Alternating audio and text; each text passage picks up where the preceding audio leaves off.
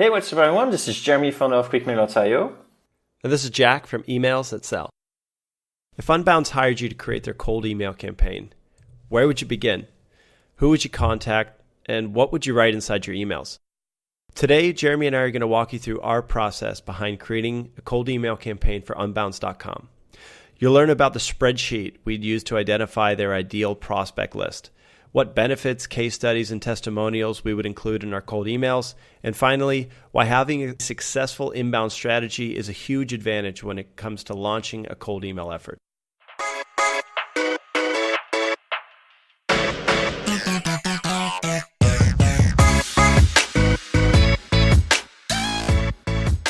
In our last interview with Dan Martel, he mentioned that Unbounce wasn't relying at all on cold email and outbound. Yeah, and one of the things Dan mentioned that caused Unbounce to shy away from cold email was because, one, I think they were quote-unquote big enough where they didn't need to worry about it, and two, some of their marketing team was a little bit worried about maintaining brand image through cold emails. So Jeremy and I sort of took that as a bit of a challenge to see what a campaign would look like if Jeremy and I worked on some cold emails for Unbounce. What would you do on day one? First thing I would need to do is some research. And luckily, Unbounce is established enough where they have a really large customer base. I think they have something like 14,000 companies using Unbounce. So we've got a lot of data to start with. So instead of trying to reinvent the wheel, start from scratch and figure out who's a good customer for Unbounce and who should we target, we're just going to basically borrow some customer data that they already have to start our research phase. I had a small caveat here as well. I would actually only focus probably on the enterprise plan, the one that is, $4,800 a year, because otherwise, well, you may actually get clients that are low margin. They may actually say, hey, for the amount of money we're paying you, that's definitely not worth the return on investment. So when you come with cold email, you probably wouldn't do it for the very low tier kind of thing. Yeah, that's smart. Okay, so maybe we would start with a spreadsheet of the 14,000 brands that they currently work with and filter that list by, only show us current customers who are enterprise level. And maybe of that list, we would want to take a look at customers who have been with Unbounce for, let's say, more than 6 months to get an idea of who's a better customer than others. And at this point, we're going to be looking at two things. First of all, I would want to know the size, location, technology being used, the industry, maybe even Alexa rank or the amount of funding of the companies that are using Unbounce today. And I would just go ahead and mark that down into a spreadsheet next to each of the companies. So I'd start to get an idea of what a very good enterprise level company to target looks like. And next I would take a look at the people at those companies who signed up with Unbounce. I want to know some basic things, such as a job title, maybe their seniority, are they in marketing, are they an owner of the company, maybe even some of their profile keywords or links to their blog or Twitter, so I could just start to get to know these leads a little bit better. And then from there, I would create what Facebook calls a lookalike audience. And I like how Facebook defines what a lookalike audience is, and I'll just grabbed it from their website. It's a way to reach new people who are likely to be interested in your business because they're similar to your best existing customers. And that's exactly what we're doing with this exercise. I'd probably add also another interesting thing, which is if I had multiple years of data, I look at the time of the year at which people actually, and maybe that leads to nowhere, but it could be that people always try to get a new software around maybe beginning of the year or maybe around the end of the year. So especially with enterprise sales, I'll try to figure out what time is probably the best one for them to buy. I love that. Although the sales cycles could actually be quite long and you may have to sort of like plan for that like 6 months in advance, like putting a seed. And yeah, with enterprise, you also need to have like a plan of action. It's not going to be like buy on a first email kind of thing. It'd be like too nice. So we'll probably need to nurture the campaign as well. So using some of these, filters and company attributes, maybe even events like Jeremy mentioned, the time of year that they signed up, that's going to give us a pretty good idea of who we should target in this campaign. And, we're almost ready to go ahead and just build a list. So assuming that we've done our homework, have gathered enough information about the right companies and leads to target prospecting basically is ready to begin at this point. I got another one. Unbounce has been like notorious for doing a lot of inbound. So I'll be looking as well as where was the first contact they had with Unbounce? Was it through a lead PDF? Was it through an event that an organization or webinar, those sort of things? And I will try to figure out like, where are people going for those events? Where are they? And then just basically try to target this side of audience as a first touch, because we know this funnel works from the first touch to sign up or to subscribing. So that will be what I would focus on, is the beginning of that funnel, because we know that funnel works. That's brilliant. So for example, Jeremy, if you took a look at this list and you found out that 20% of the enterprise customers that they have were first introduced to Unbounce at a conference or something, maybe they heard the CMO speak at, marketing event. According to that, you might go ahead and find a list of the people who went to this year's event and then contact them. Is that what you're talking about? Yeah, I actually just love the way you take my very chaotic thinking and put it into beautiful language that is simple and concise. Appreciate it. But there you go. Okay, so this is actually probably a good segue then to talk about what goes into the emails, because once you have the starting point of this conversation, maybe it's the event that triggered this interest with Unbounce. Maybe it's a really popular blog post that triggered this interest. Then you can sort of take a step back and figure out how that works into your email copy.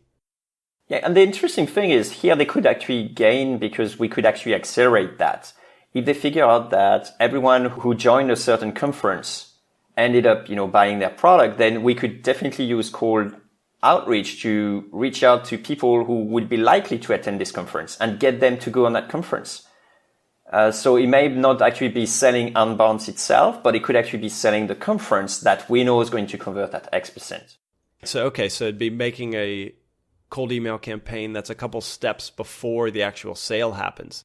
So I guess the takeaway here is if you have data that tells you a specific sales funnel is converting really well, maybe your goal for your cold email campaign should just get new people to enter that funnel and then let that funnel take care of itself. All right, I have a couple notes on where I would go to find the content for most of these emails. So a great place to start is the homepage.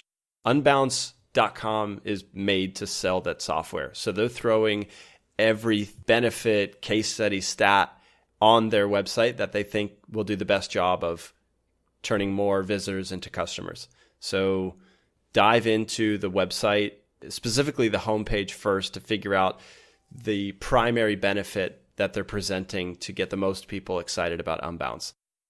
And just start making a list of what you're seeing on the homepage. So a couple of examples from unbounce.com. So I'm seeing that their headline is build landing pages fast, get more conversions. So obviously one of the differentiators that they're using to sell Unbounce is how quickly somebody can make a landing page, and more importantly, that those landing page will bring more conversions. So speed is something that we want to mention in the emails, as well as maybe some case studies that back up that Unbounce will drive conversions. A couple more things. So they mentioned that on their homepage, it says over 14,000 brands use Unbounce. Well, then there's a really good credibility boosting stat that should be included in one of our emails. Next, I'm seeing a lot of testimonials from companies like Campaign Monitor that would make a great email if we just found a nice way to tie that into the email itself. And finally, there's this template gallery that's presented on the homepage that is likely going to be of interest to someone who's looking to put together really fast, effective landing pages. So maybe linking to this template gallery in our campaign would be a good idea. I found other things on the website. At the bottom, there is a footer with a lot of links. And two links actually grabbed my attention. The first one is integrating with Unbounce, and the second one is co-marketing with Unbounce.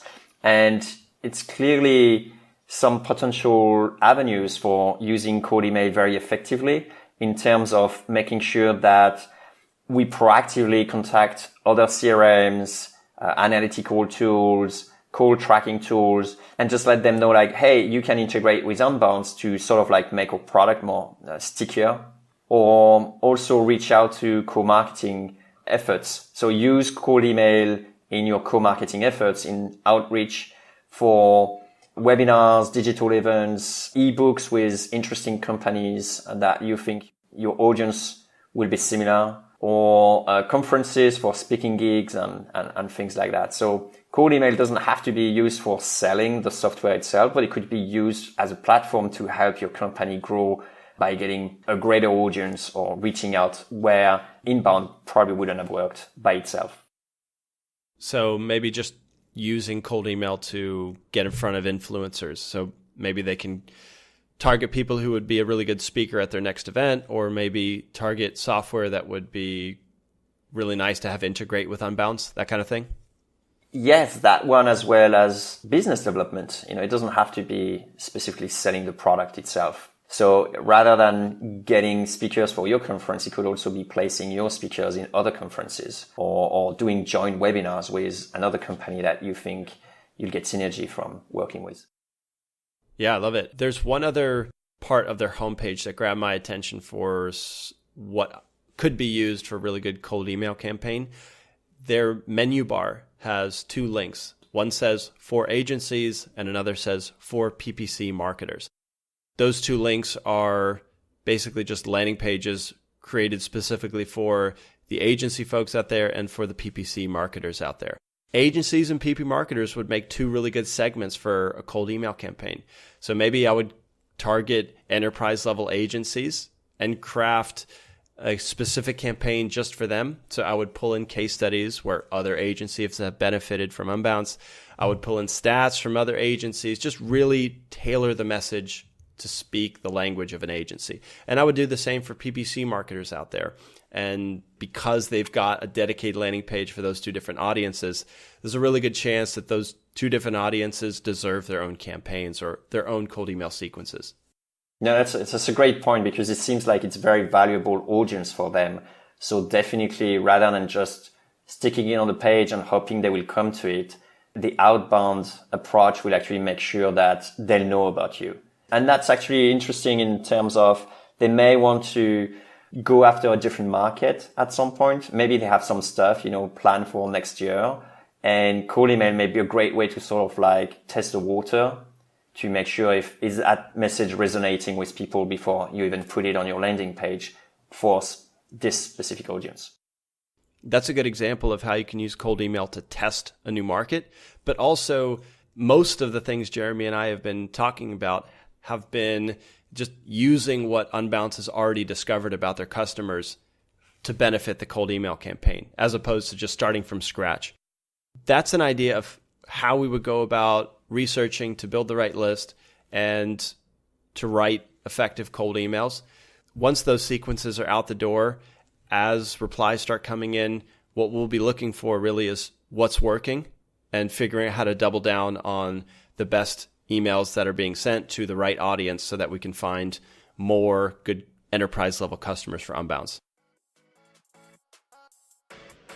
All right, so here you have it. 3 key learnings in this cast. The first one is you don't have to reinvent the wheel. You could use your existing customers to help you define your ideal prospect list and email content. Next, you can use cold email to attract more customers from proven market faster and also to test new markets. And finally, even if a company is already massively successful with inbound, they can still benefit from outbound strategies to speed up growth. Hey, cold emailer. Yeah, you. If you got some value from this episode, give us a high vibe by sharing a 2-sentence review on iTunes. Or Stitcher or TuneIn. That works too. It's a quick way to help other growth-minded folks like us find this podcast. So they can send awesome emails. And make everyone's inbox a better place. Thanks.